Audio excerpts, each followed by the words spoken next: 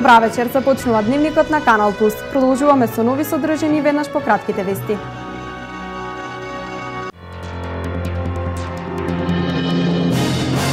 Премиерот Никола Груевски денеска во посета на Кочанско-Виничкиот регион.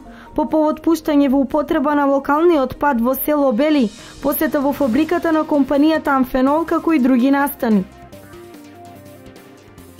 Подари цвет, разубави свет е акцијата со која 620 цвеќења во знак на 8 март, меѓународниот ден на жената, подарија основците од 6 до 9 оделение. Во Штипското оделение зимотно правни работи. Завршена е постапката околу потребните решенија за експропријација на автопатот Миладиновци Штип.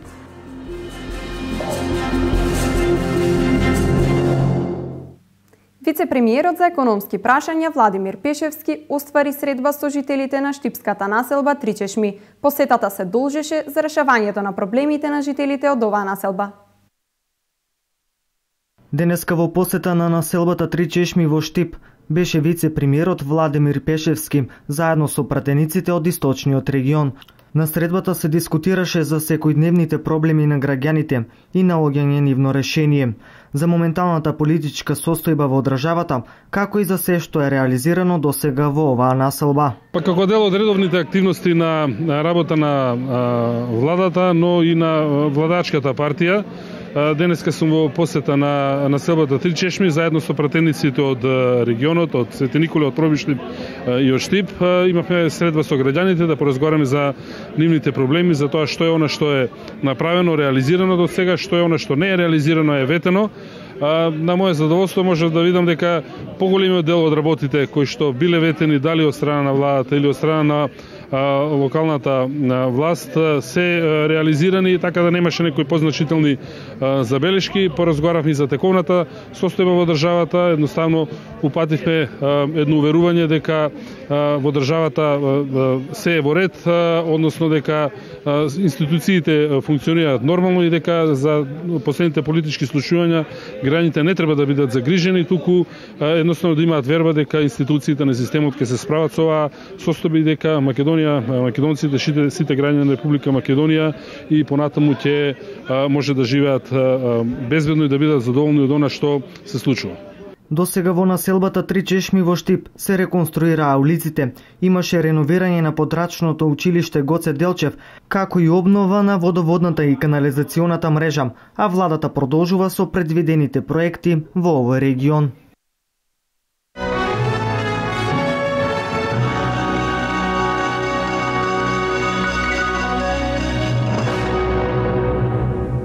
Премиерот Никола Груевски денеска во посета на Кочанско-Виничкиот регион се сретна со жителите на село Бели по повод пуштање на локалниот пат. Беше и во посета на фабриката Амфенол и присуствуваше на градежни активности, како и на други настани значени за овој дел од државата.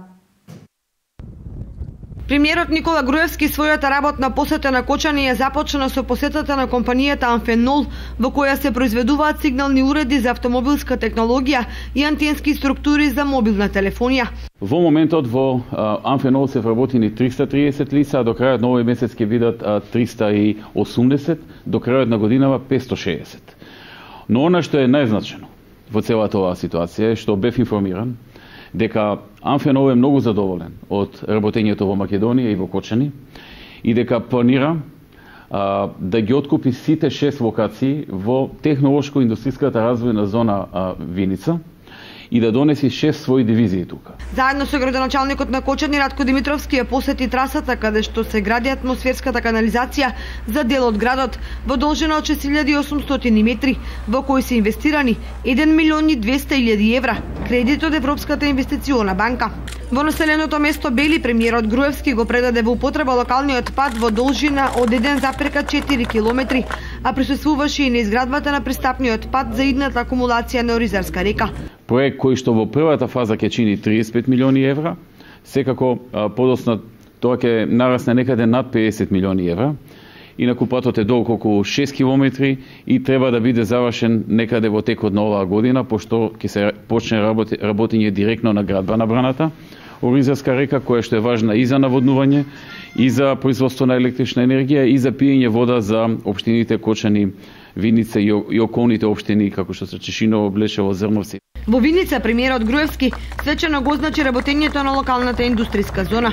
Веќе се продадени сите парцели и веќе се градат 6 фабрики, 6 производни капацитета. Една е во понапредна фаза, таа е една австријска компанија, со која што своевремено се сретнавме во Виена на бизнис форумот, што го организиравме, што ќе биде одличен импулс за Виница и за целиот овој регион и ќе абсорбира многу невработени луѓе. Многу луѓе ќе си го најдат своето вработување токму во овие 6, односно 11 фабрики кои што треба да се изградат.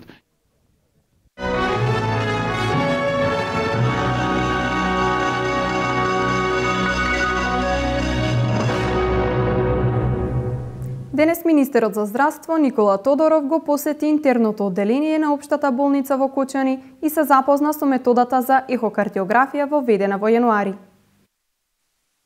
Министерот за здравство Никола Тодоров во рамките на посетата на Општа болница во Кочани ги посети интерното одделение и се запозна со примената на методата за ехокардиографија воведена во месец јануари оваа година. Целта на посетата денеска е одека промоција на една нова метода, која што е воведена во Општата болница во Кочани, која е дел од 100 методи кои што ги најавивме пред известно време со нашата програма. Тоа е методата за ехокардиографија. Ова метода е воведена некаде во месец јануар оваа година и досега се направени околу 280, ме коригира директорот, 280 прегледи. Веќе е ставена во мој термин, може да закажуваат интернисти, кои што ги упатуваат оние пациенти кои што имаат потреба од ваков тип на диагностика, со цел на времено откривање на кардиоваскуларни заболувања и потоа продолжување со третманот во зависност од диагнозата. Некои пациенти се и трансферирани во клиничката болница Штип за интервентна кардиологија и се стентирани. Некои дури се упатени и на кардиохирушка интервенција, што значи дека овој сегмент или оваа нова метода која што е воведена има своја добра, позитивна примена за пациентите од Кочани, но и од целиот овој регион.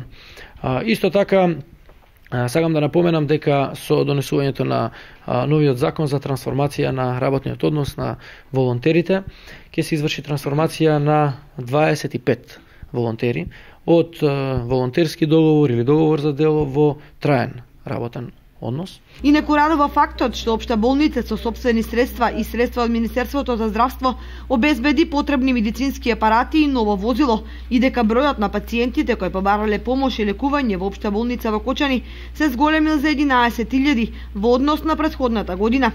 Недостигот од 5 лекари и специјалисти наскоро ќе биде надминат со нови вработувања, истакна Тодоров. Во hitната медицинска помош мислам дека вработуваме 1 лекар и 3 сестри во моментот и тие би требало да се завршат во наредниот период, што не значи дека не треба да продолжиме и понатаму. Инаку досега во здравството имаме реализирано над 2000 вработувања. Директорот на Општа болница Кочани, доктор Дијана Постоловски, задоволен од посетата на министерот Тодоров, истакна. Се набави поголема медицинска опрема во 2014 година во износ од околу 3 милиони денари за повеќе оделенија. Меѓутоа, овој апарат е таргет апарат за нашата болница, бидејќи е неопходен за пациентите кои што имаат кардиоваскуларни заболувања. Знаеме дека кардиоваскуларните заболувања се на врвот на заболувања кои што предизвикуваат смртност. Така да моментално апаратот е максимално искористен, има голем интерес, голем потенцијал за работа и ќе продолжиме со тоа темпо. Во иднина планирам уште еден лекар интернист да пратиме на доедукација на клиника за кардиологија. Тие се едукации кои што траат околу 6 месеци. Така би имале тогаш тројца доктори кои што ќе работат на истиот апарат и повеќе термини и помала листа на чекање. Така да ние продолжуваме со она што сме го зацртале како генерални планови на болницата и како стратешки планови да во иднина ги зголемуваме нашите капацитети од смисла на подобра опременост, подобри услови за работа, се со цел пациентите да имаат поголемо задоволство. Недостигот од мамограф, истакна Апостоловски, ќе биде набавен деновиве, бидејќи општа болница Кочани е влезена меѓу 6 болници во Македонија за набавка на ваков апарат.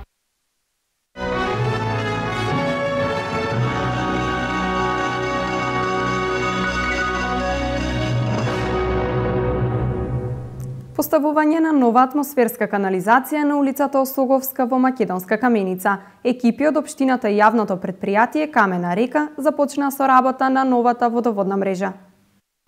Општина Македонска Каменица ќе инвестира околу 8 милиони денари за реализација на инфраструктурни проекти во централното градско подрачје.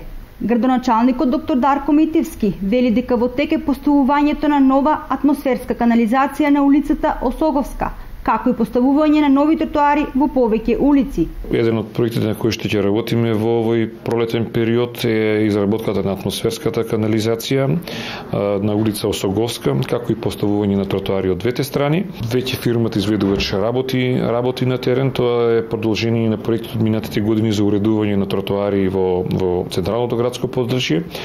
Со овој проект имаме планирано изработка на тротоари и осветлување на улицата 14 јуни, како и на улицата Индустријска.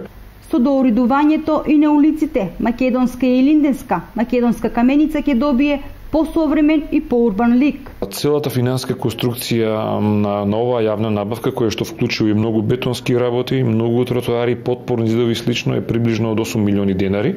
Имаме изработка на неколку отворени канали, кои што се на улицата и Линденска и Македонска.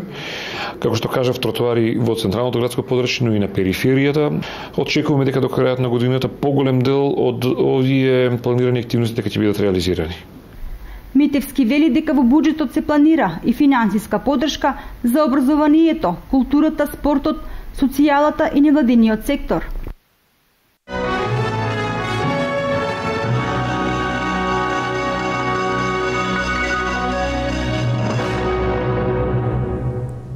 Во Штипското одделение за имотно-правни работи завршена е постапката околу потребните решенија за експроприација на автопатот Миладиновци-Штип. Станува збор за најмасовниот процес за експроприација во државата.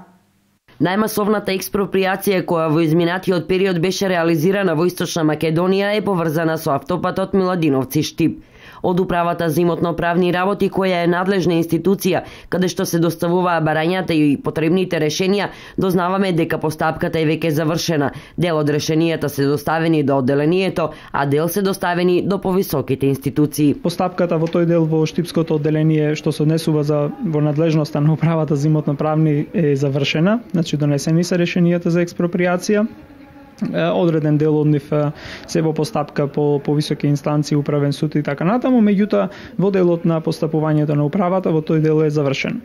Стајнува збор за капитална инвестиција на владата на Република Македонија во износ од 208 милиони евра. Вкупната должина на автопатот е 47 километри со ширина од 29 метри со по 2 коловозни ленти во двата правци и една дополнителна лента за застанување. Долж автопатот ќе се изградат 8 надпатници и 5 подпатници, а помеѓу двата коловоза ќе има и 4 метри заштитно зеленило, како и систем за зафаќање на атмосферски води од коловозот.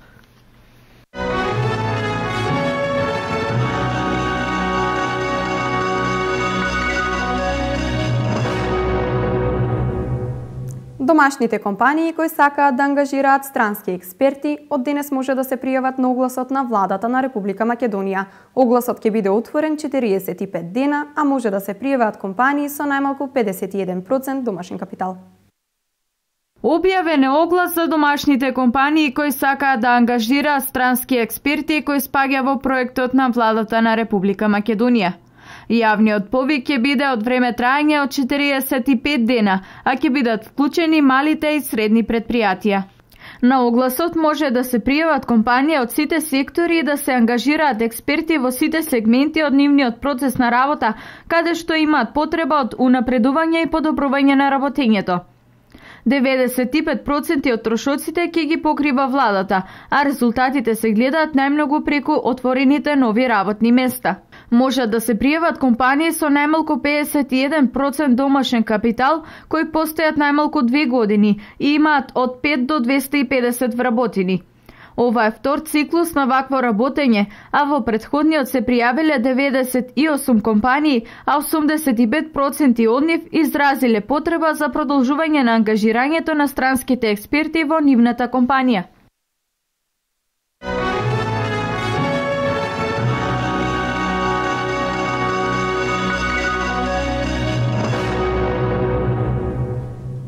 Бројот на починати лица во четвртото тримесечје од минатата година поголем од бројот на живородени деца во источниот регион на државата. Миграцијата на населението како и невработеноста се главните причини за се помалиот број на новородени.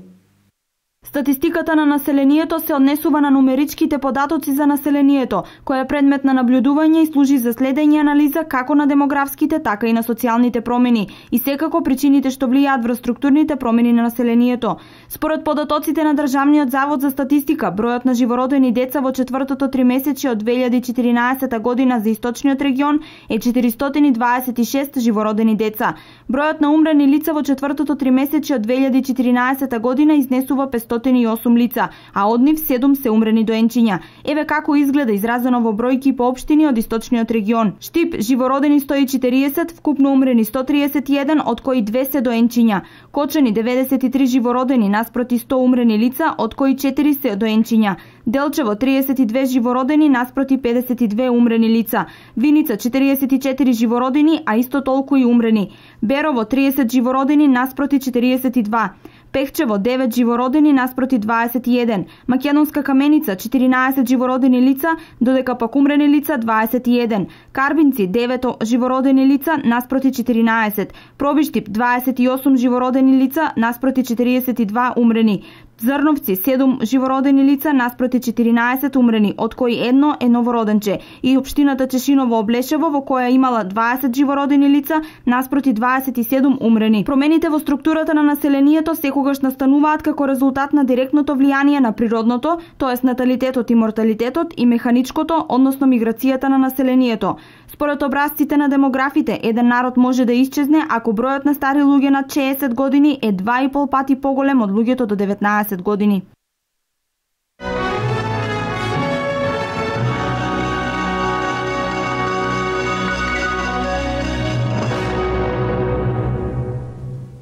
Пензионерите од Истокот овој пат со манифестација наречена Зелникот на баба, која ќе се одржи на 20 март на плоштадот во Пробиштип. Со започнувањето на пролетта ќе започнат и активностите на пензионерите.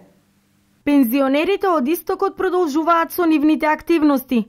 Овој пат тие ќе покажат колку се хумани со уште една манифестација наречена Зелникот на баба, која ќе се одржи на 20 март на плоштадот во Пробиштип.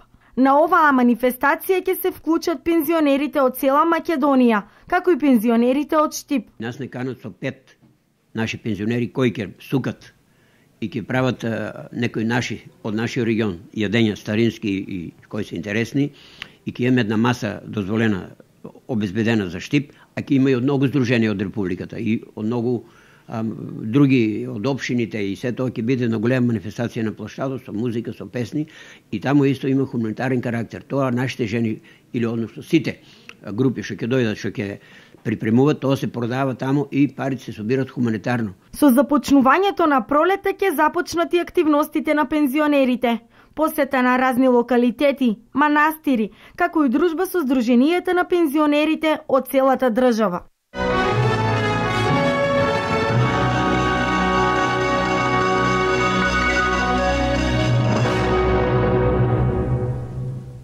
Нов закон за домашните животни да се дислоцираат од урбаните заедници. Граѓаните да го почитуваат истиот, бидејќи во спротивно ќе мора да плаќаат парична казна. Некои жители од општина Штип се уште практикуваат да чуваат домашни животни. Сепак со одлуката на комунален ред на општината не е дозволено да се чува живина и стока во урбаното подрачје. Доколку лицата кои што чуваат бидат фатени на лице место, истите им се даде записник и решение и законски рок за нивно отстранување. Доколку истите не ги отстранат, во предвидениот рок следува казна 50 евро во денарска противвредност по одлуката за комунален ред на општина Штип. Можеме само да спомнеме дека луѓето кои што чуваат, најчесто чуваат живина, исто така периеста живина, кокошки, зајци, свињи.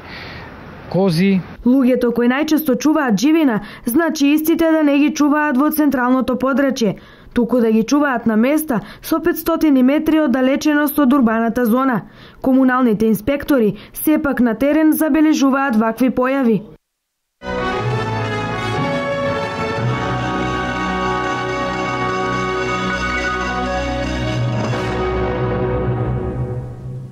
Интернационалната федерација на медицинските студентски асоциации годинава ќе гостува на Генералното собрание кое ќе се случува во Македонија.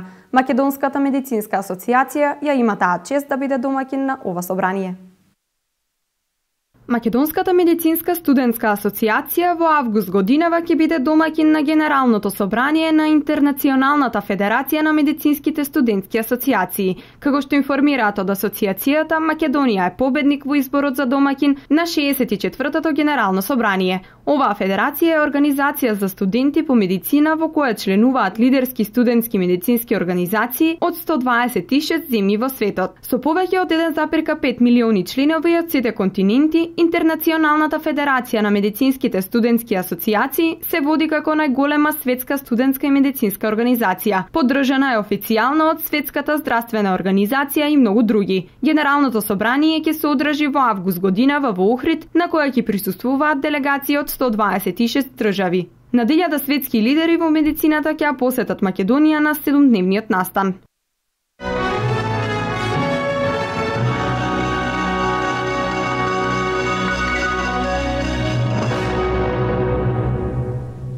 Унијата на жени на ВМРО ДПМНЕ по повод празникот на жената донираше храна и хигиенски пакети на 12 семејства од најранливите категории. Членовите на Унијата на жени им го честитаат празникот на сите припаднички на понежниот пол. Со цел да се помогне на оние на кои ме не е потребно, Унијата на жени на ВМРО ДПМНЕ по повод меѓународниот празник на жената 8 март донира соодветна помош на 12 семејства во Караорман од социјално ранливите групи. Во населбата Караорман со една цел да ги посетиме семејствата кои што се во групата на социјално ранливи категории, за да им донесеме соодветна помош во храна и хигиенски пакети. Унијата на жени на ВМРО ДПМНЕ воедно им го честита празникот на сите припаднички на понежниот пол. Оваа донација ќе биде добре дојдена за сите овие загрозени семејства.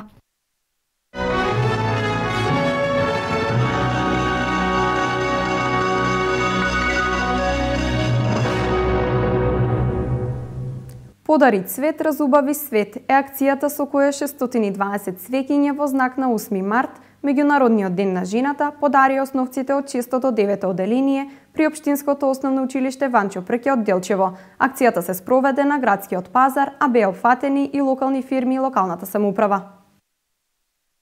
Снежното време не ги поколева учениците од 6 до 9 оделение при Општинското основно училиште Ванчо Прке од Делчево, денес на градскиот пазар во Делчево да ја спроведат акцијата Подари цвет, разубави свет, акција која се спроведува по повод 8 март Меѓународниот ден на жената. Изработката цвеќиња представува традиција на училиштето Ванчо Прке веќе 4 години наназад. Цвеќињата се изработени од хартија од учениците од 6 до 9 оделение под менторство на наставничката Антонела Манева. Цвеќињата ги подаруваме за да им го честитаме утрешниот празник 8 март на сите припаднички на понежниот пол.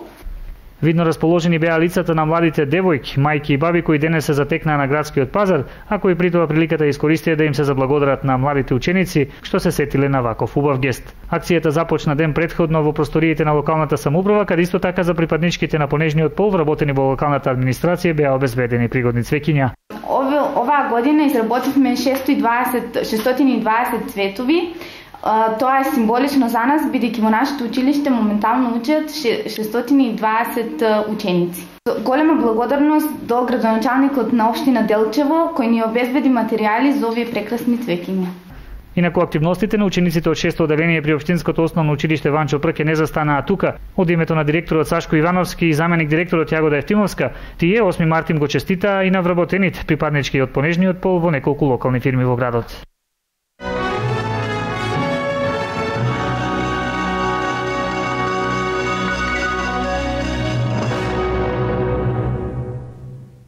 Заврши дневникот на Канал Плюс. Следи временска прогноза. Имајте пријатна саботна вечер со нашата програма.